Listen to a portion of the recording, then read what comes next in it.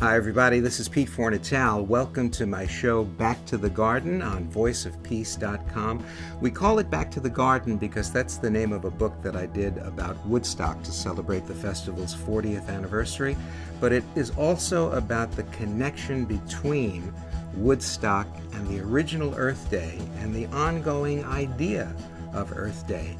And the gentleman who led us down that path was the associate producer of the Academy Award-winning documentary Woodstock, Dale Bell.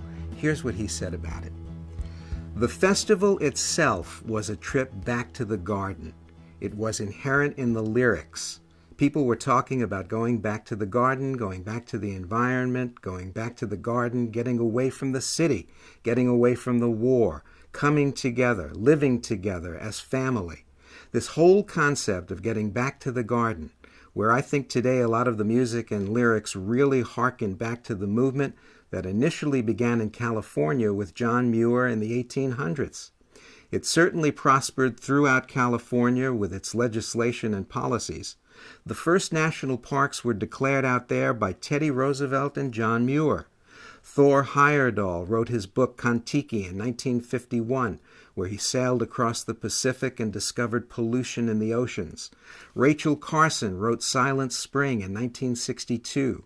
There was real talk about the environment and what we should do about it. Eliminating pesticides was step one in the process.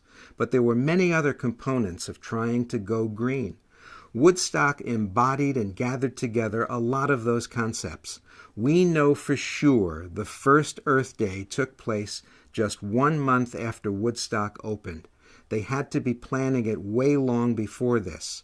But when Gaylord Nelson and Dennis Hayes, the two founders of Earth Day, saw what happened in August of 1969, a peaceful gathering of 500,000 people, they thought to themselves, you know, it might be possible to create a special day to celebrate the Earth.